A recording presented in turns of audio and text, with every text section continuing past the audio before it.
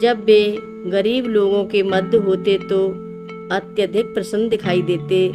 उस समय उनके मुख पर दया भाव और प्रफुल्लता अधिक दिखाई देती।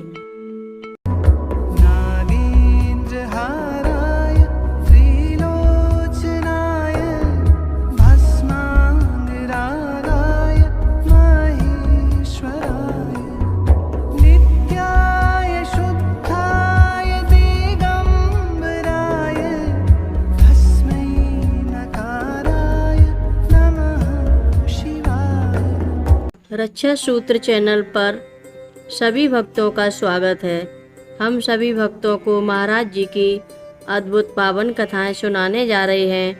कृपया सभी भक्त ध्यान से सुनें। एक समय माघ मेला लगा था। मेले में महाराज जी का शिविर लगा था। जो भी शिविर में आता उसे प्रसाद दिया जाता। लोग सुबह 8 बजे से अपराह्न 3 बजे तक खाना बनाते रहते।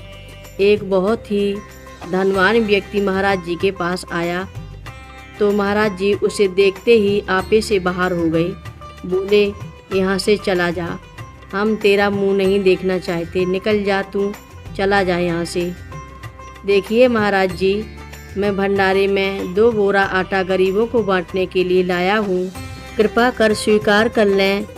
वह व्यक्ति गिड़गिड़ाया, नहीं तू चला जा, तू हमें मुंह मत दिखा, यहाँ मत आना। महाराज जी बिगड़े। जब वह आदमी नहीं गया तो महाराज जी खुद ही उठकर चले गए। फिर भी वह आदमी नहीं गया। वह महाराज जी के पीछे पीछे लगा रहा। बोला, महाराज जी मुझे कुछ उपदेश दे दीजिए, मुझे क्या करना चाहिए? हम तुझे क्या उपदेश दें? महाराज जी ने गुस्से में कहा, तू हमारी बात मानेगा? यदि हम तुझे कुछ करने को कहें तो तू हमारी बात मानेगा? वह धनवान चुप हो गया। तेरे पास जितना भी पैसा है उसे तू गरीबों को दे दे, महाराज जी ने कहा। यही हमारी शिक्षा है, तू मानेगा इसे? एक बार फिर एक पश्चिमी भक्त के मन में सदा यह बात बनी रहती कि उसके पिता की मृत्यु के बाद उसे काफ़ी धन मिलेगा। एक दिन बाबा जी ने उस भक्त को पास बुलाया और पूछा, तेरे पिता के पास बहुत रुपया है? जी हाँ महाराज जी, भक्त ने कहा। वह तुझे देने वाला है? बाबा जी ने पूछा। उसमें से कुछ हिस्सा मुझे मिलेगा, भक्त ने कहा। तू वसीयत में मिले उन पैसों को नहीं लेना, बाबा जी ने कहा। भक्त ने इस बारे में सोचा भी न था। महाराज जी ने उसे अच्छाई की ओर झुकाया। भक्त के प्रति उसके पिता का विश्वास दृढ़ होता गया। परिणाम स्वरूप उन्होंने अपने इस बेटे को अपना पावर ऑफ अटॉर्नी नियुक्त करके अपने एस्टेट का संरक्षक बना दिया। उनके निधन के बाद इस भक्त ने अपने हिस्से के पैसों को छोड़ देना उचित समझा, जो उसके पिता ने उसके लिए सुरक्षित रखा था। एक बार फिर महाराज जी जब भी कानपुर जाते थे वहाँ कुछ दिन ठहरते थे। वहाँ एक अमीर परिवार महाराज जी का भक्त था। एक बार काफ़ी आग्रह पर महाराज जी उसके घर गए।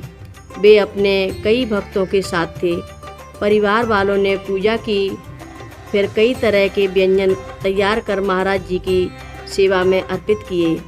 वे महाराज जी को बताने की कोशिश करने लगे कि तमाम व्यंजनों में से पहले क्या खाएं, उसके बाद क्या खाएं, और फिर उसके बाद महाराज जी ने मिठाई, कड़ी, फल, सब्जी सबको एक साथ कटोरे में रखा और एक साथ मिलाकर खा गए।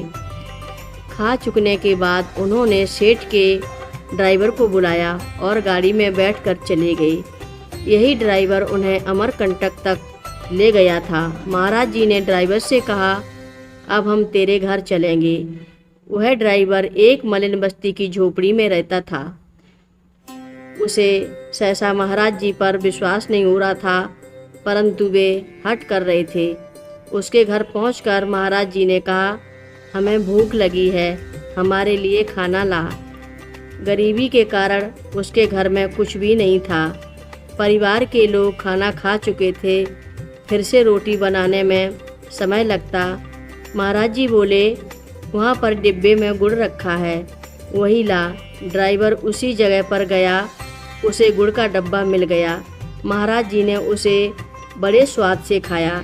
एक बार एक भक्त ने कहा, महाराज जी आप तो सिर्फ धनी व्यक्तियों के यहाँ ही जाते हैं। उसके बाद वे उसे मोची के पास ले गए, जहाँ कई दिनों तक उसके छोटे और सीलन भरे कमरे में रहे। यद्यपि साथ के भक्तों ने काफ़ी परेशानी महसूस की, परंतु महाराज जी बहुत प्रसन्न थे। जब वे गरीब लोगों के मध्य होते तो अत्यधिक प्रसन्न दिखाई देते। उस समय उनके मुख पर दया भाव और प्रफुल्लता अधिक दिखाई देती। हर रोज़ महाराज जी की कथाएं सुनने के लिए रक्षा सूत्र चैनल को अवश्य सब्सक्राइब करें, शेयर करें और लाइक करें। घंटी बजाना ना भूलें। कमेंट बॉक्स में लिख भेजें, जय नीम करोरी बाबा जी महाराज। महाराज जी की लीलाएं अपरंपार हैं। बोलो नीम करोरी बाबा जी महाराज की जय बोलो।